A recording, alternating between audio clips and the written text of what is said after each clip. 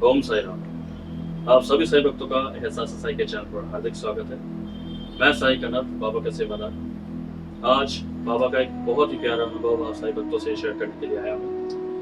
आप साई भक्त जानते हैं कि एहसास साई के द्वारा बाबा का एक ये हम नया कॉन्सेप्ट लेकर आए हैं, साई भक्तों के अनुभव, जिसमें बाबा के अनगिनत भक्त अपना अनुभव आप साई भक्तों से शेयर करेंगे।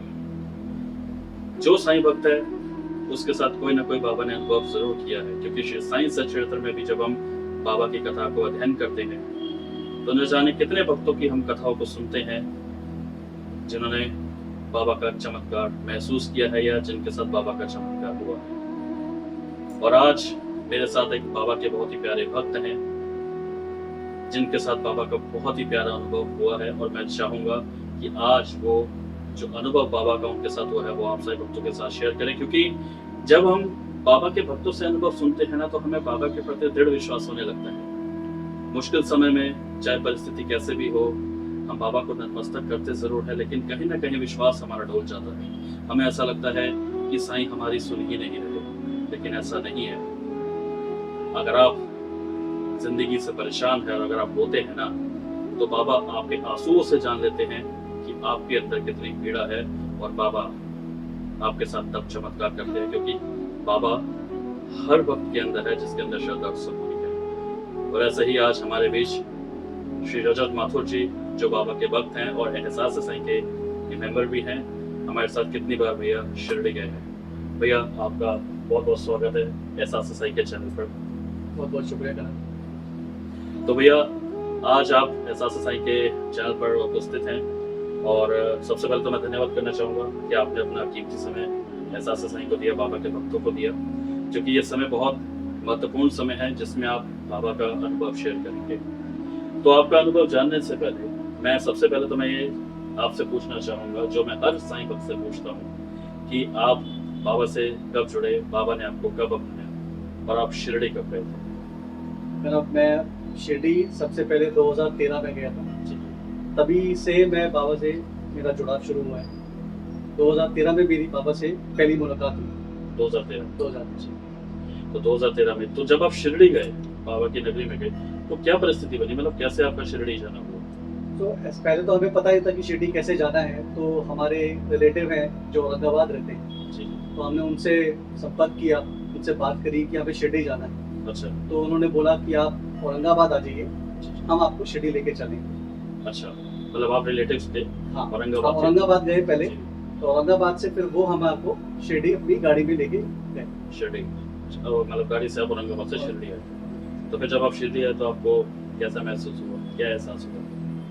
एहसास ऐसा नहीं लगा कि मतलब मैं बहुत मंदिर जाता हूँ, बट मुझे ऐसा लगा कि ये भी एक मंदिर ही है जहाँ हम जा रहे हैं। तो जैसे ही वहाँ मैं पहुँचा तो मेरे को ये लगा कि ठीक है, पास में मंदिर होगा, एक नॉर्मल सा मंदिर होगा, तो दर्शन करेंगे और वापस आ जाएंगे।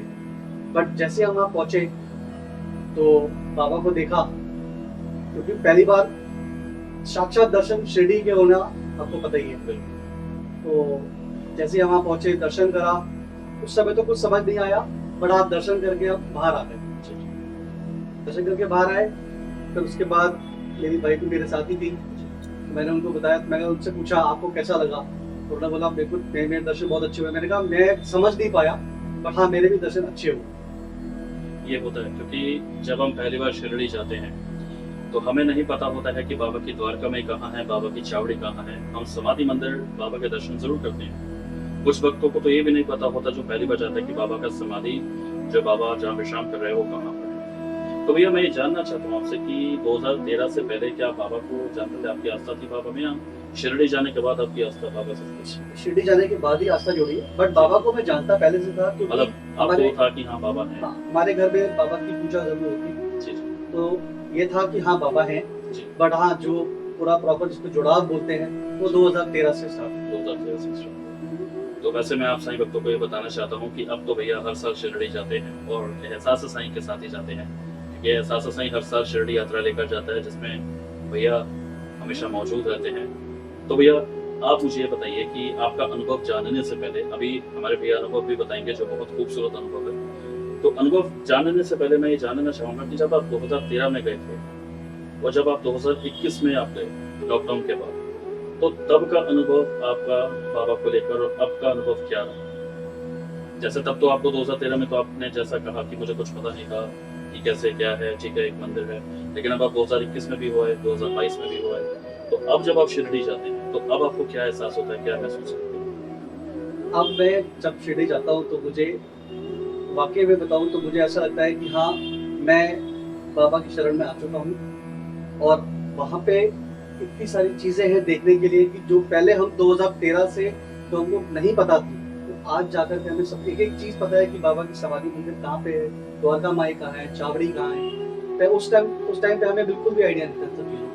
अब हमारे इन सब चीज़ों का पता चल गया है और अब तो जब आप शिरडी जाते हैं तो कभी आपने काकड़ आरती अटेंड की है बाबा की? कैसा लगता है?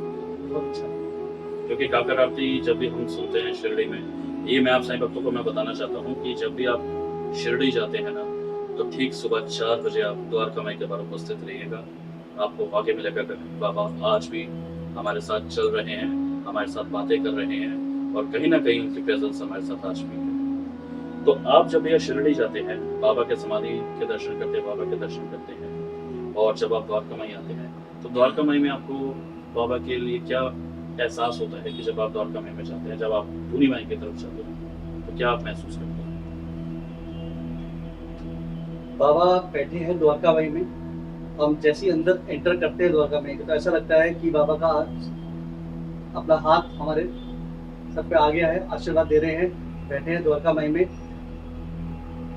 ये आपको एहसास होता है। और जब आप द्वारका में जब आप बैठते हैं ना, और मैं सच कहूँ, लोग भागते हैं बाबा के समाधि मंदिर में बाबा की आरती सुनने के लिए। मैं कहता हूँ द्वारका में एक बार बाबा की आरती सुनिएगा, आपको वाकई में ऐसा लगेगा कि बाबा वहीं पर बैठे हैं और बाबा की आरती हो रही है। तो जैसा भी भैया ने बताया कि ऐसा लगता है कि द्वारका माई में बाबा दोनों हाथ से ऐसे आशीर्वाद दे रहे हैं, तो यही एक अनुभव है जो आज भैया हमसे शेयर करेंगे। तो मैं चाहूंगा भैया, आपको वक्त आ चुका है कि आप साईं भक्तों को बताइए कि आपके साथ वो क्या अनुभव हुआ था कि जब आप पहली बार 2013 में जब भैया शिरडी गए थे, तो क्या आपने सोचा था और क्या हुआ? मैं ये बताना चाहता हूँ कि जब मैं 2013 में जब शिरडी गया तो मैं सोच के गया था कि जब मैं वहाँ जाऊँगा तो वापसी आते समय मैं किसी को खाना जरूर खिला के आऊँगा, भोजन किसी को भोजन कराऊंगा। तो सब दर्शन वर्शन सब हो गए हमारे, उसके बाद हम वापस निकल रहे थे, तो मैं बाहर की तरफ गेट की तरफ चलने लगा तो एकदम से मेरी वाइफ जो है वो बोली, अरे आपने वो किसी को भोजन खिलाना था। मैंने कहा हाँ हाँ हाँ। तो फिर हम वापस आए तो हमने कहा मुझे कोई किसको खिलाऊं, मैं कैसे ढूंढूं किसी को कि मैं किसी को भोजन कराऊं। आप बाबा के दर्शन कर चुके थे हम।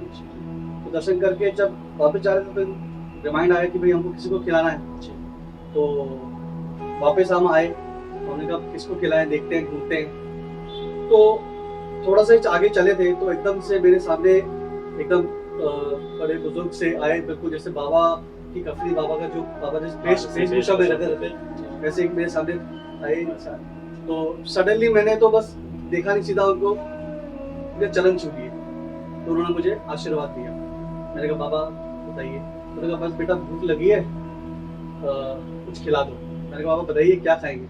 तो उन्होंने बोला कि 4 रोटी और गोभी आलू की सब्जी खानी है मुझे। अच्छा, बाबा ने खुद बोला? उन्होंने खुद बोला कि मेरे को 4 रोटी और गोभी आलू की सब्जी खानी है। मैंने कहा अच्छा ठीक है। मैंने कहा बाबा देखता हूँ मैं कहाँ मिलता है। कह रहे नहीं बेटा यहीं पर ही है, यहीं पर ही पीछे एक ढाबा है। मैंने कहा ठीक है बाबा चलता हूँ। तो जैसे हम पीछे गए तो देखा एक ढाबा था, तो बाबा को मैंने ढाबे में बिठाया, बैठे। मैंने उसको होटल वाले को बोला कि भैया 4 रोटी अच्छे से घी लगा करके और गोभी आलू की सब्जी आप दीजिए। तो जितनी देर में मैंने उसको पैसे दिए, पैसे देके उसने पैसे काटे, कुछ बैलेंस दिया उसने मुझे, मैंने रखा अपने पास।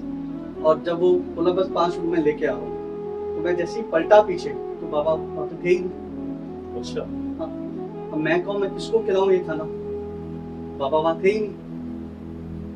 तो मतलब बाबा खाना उन्होंने खाया नहीं, लेकिन खाना नहीं खाया उन्होंने, लेकिन बस वो मेरे पास आए, उन्होंने मुझे बोला, वो बैठे, मैंने उनको बिठाया वहाँ पे। और उसके बाद बाबा कहाँ गए मुझे भी नहीं पता। देखिए ये शिरडी में जो बाबा का चमत्कार होता है साक्षात भक्तों के साथ, वो वक्त यहाँ पर बैठे हुए हैं, क्योंकि लोग कहते हैं कि बाबा चमत्कार नहीं करते हैं और बाबा हमारी सुनते नहीं हैं। जिसके अंदर श्रद्धा और सबूरी होगी, बाबा उसके साथ चमत्कार भी करेंगे और उसको शिरडी भी बुलाएंगे। और मैं जानना चाहता हूँ भैया कि आपका जो शिरडी आप गए थे 2013 में, वो कितने दिनों के लिए गए थे? मैं सिर्फ एक रात के लिए गया। सिर्फ एक रात एक रात के लिए गए थे, पर हम शिरडी में नहीं रुके थे। हम रुके तो औरंगाबाद में थे। जिस दिन हम पहुंचे उस दिन औरंगाबाद में हम रात को रुके। अगले दिन सुबह हम शिरडी गए, दर्शन करे और सेम डे वापस आ गए थे। सेम डे वापस आए। औरंगाबाद वापस आ गए।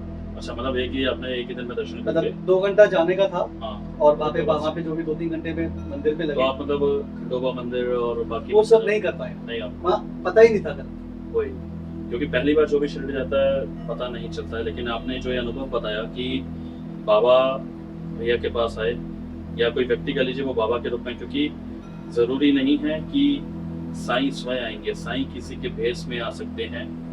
क्योंकि बाबा के एक भक्त थे जिन्होंने अपने घर में भोजन रख पाया था और उन्होंने निमंत्रण दिया था, ये श्री साईं सचरित्र में भी कथा है, उन्होंने निमंत्रण दिया था बाबा को कि बाबा आप जरूर आइएगा हमारे साथ भोजन करने के लिए, और तब तक हम भोजन ग्रहण नहीं करेंगे। अब बाबा ने वो जो उनका भोजन का जो संदेश आया था वो स्वीकार तो किया, बाबा आए भी, लेकिन वो भक्त पहचान नहीं पाए। तो इसलिए बाबा जब भी आते हैं तो किसी ना किसी रूप धारण करके आते। कहते हैं ना कि न जाने किस रूप में नारायण आ जाए। और मैं ये कहता हूँ, अगर आप किसी को नहीं दे सकते हैं ना दो, लेकिन उसको दुत्कारिएगा मत, क्योंकि ना जाने किस रूप में साईं हमसे भिक्षा मांगने आ जाए या किस रूप में साईं हमसे दक्षिणा मांगने आ जाए। तो मैं भैया ये जानना चाहता हूँ कि जब आपने जैसा बताया कि रेस्टोरेंट पे आप गए, वहाँ पे बाबा बैठे, आप जैसे पैसे देने लगे तो एकदम से बाबा आप खुद नहीं दिखे या कैसे?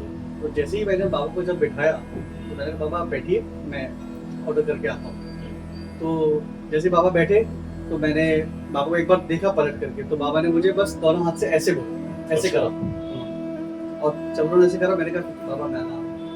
तो जिस देर मैंने ऑर्डर करा, पैसे कटवाए, 2 मिनट के बाद ही पैसे पलटा तो उनको बाबा नहीं दिखे। बाबा थे नहीं वहाँ? बाबा थे ही। क्या बात है, ये इसका मतलब बाबा ने साक्षात भैया को आशीर्वाद दिया है। किस तरीके से भैया, देखिए पहली बार इंसान शिरडी गया, ठीक है, और अगर उसके साथ ऐसा चमत्कार हो जाए तो इसका मतलब यही हुआ कि बाबा ने उसको अपने परिवार में सम्मिलित कर लिया। क्योंकि देखिए हम जब भी शिरडी जाते हैं तो हम उस समय बिल्कुल इस भाव से जाते हैं कि हमें नहीं पता कि हम कहाँ दर्शन करेंगे और बाबा किस रूप में हमें दर्शन देंगे। आप जब भी शिरडी जाते हैं तो बाबा आपको अलग अलग रूप में दर्शन देते हैं, चाहे किसी व्यक्ति के रूप में हो या किसी जीव जंतु के रूप में हो। तो ये जो चमत्कार, जो अनुभव भैया ने बताया कि किस तरीके से बाबा ने उनको आशीर्वाद दिया, ये बहुत बड़ा चमत्कार है और बहुत बड़ा सही अनुभव है। तो फिर उसके बाद भैया आपने जब ये जो आपने कहा रोटी और सब्जी आपने वो किया, तो फिर वो बाबा नहीं थे तो फिर आपने रोटी सब्जी का मतलब फिर क्या किया या वापस कर दिया? नहीं, फिर जो रेस्टोरेंट में था उनको हमने बोला कि भैया पता नहीं हमने जिसको दिया था भोजन वो तो है नहीं अब, तो आप किसी को भी दे दीजिएगा। फिर मतलब हम खुद लेके नहीं आए बाहर वहाँ से खाना, अच्छा, वही हमने छोड़ दिया था फिर खाना। फिर उनको हम रेस्टोरेंट वालों को बोला कि आप किसी को भी दे दीजिए। तो इसका मतलब ये मैं समझ सकता हूँ कि बाबा की कृपा हुई है भैया पर और बाबा ने भैया की इच्छा पूरी की है। क्योंकि साईं भक्त का भाव देखते हैं, बाबा ये देखना चाहते थे और बाबा ने देखिए याद दिलाया कि किस तरीके से भैया भूल चुके थे। और जैसे भैया की वाइफ ने उनको याद दिलाया कि इन्होंने ये मन्नत मांगी थी कि ये शिरडी में भोजन जो है वो किसी न किसी भक्त को या किसी व्यक्ति को खिलाएंगे, और बाबा स्वयं भैया के पास चलकर आए और उन्होंने रोटी सब्जी, जो आलू गोभी की सब्जी और 4 रोटी जो उन्होंने भैया से कहा खिलाने के लिए, और बाबा ने दोनों हाथ से आशीर्वाद दिया। तो ये साक्षात बाबा के दर्शन थे, बाबा की कृपा थी। और मैं आपको ये बताऊं भैया, वो जो रोटी सब्जी थी, भले ही बाबा एक नहीं वाला भी खा लेना तो वो बाबा को संतुष्टि पहुंचाती थी, क्योंकि बाबा ये चाहते थे कि मैं चाहे कुछ ना कहूं, मेरा भक्त भूखा नहीं रहना चाहिए। तो इसलिए हम जितने भी साईं भक्त हैं, हम ये मानते हैं और हम ये कहते हैं कि जो बाबा का भक्त है ना, उसके घर में अन्न की कमी नहीं हो सकती। जैसे शिरडी में कोई भूखा नहीं रह सकता, वैसे बाबा का कोई भक्त भूखा नहीं रह सकता। तो बहुत बहुत धन्यवाद भैया, आपने जो ये अनुभव साझा किया एहसास साईं के चैनल पर। और बहुत खुशी की बात होती है मुझे, और बहुत अच्छा भी लगता है कि जब कोई साईं भक्त अपना अनुभव बताता है, मुझे ऐसा लगता है कि वाकई में साक्षात बाबा आज भी हमारे बीच में मौजूद हैं। भले ही बाबा समाधिस्थ हो चुके हैं, लेकिन शारीरिक रूप से हमारे साथ नहीं है, लेकिन आज भी बाबा का एहसास उस हर भक्त के साथ है जिसके अंदर श्रद्धा और सबूरी है। क्योंकि बाबा ने श्री साईं सचरित्र में स्वयं लिखा है कि मेरी समाधि, मेरी अस्थियां मेरे भक्तों के साथ चलेंगे, फिरेंगी, बातें करेंगी, घूमेंगी। आज भी हमें ऐसा लगता है कि शिरडी में या हर जगह बाबा मौजूद हैं, क्योंकि साईं कभी अपने भक्तों को अकेला नहीं छोड़ते। ऐसे ही और अनुभव आप साईं भक्तों के लिए एहसास साईं लेकर आएगा। अभी के लिए आप इजाजत दीजिएगा, और जो साईं भक्त अपना अनुभव हमसे साझा करना चाहता है वो 9990022962 पर हमें कॉन्टैक्ट कर सकता है। जैसे भैया ने हमें अनुभव बताया है, ऐसे ही आपका अनुभव एहसास साईं के चैनल पर दिखाया जाएगा, ताकि बाबा के भक्तों का विश्वास दृढ़ रहे, क्योंकि जहां विश्वास होता है वहां साईं खुद आते हैं। ओम साईं। ओम साईं।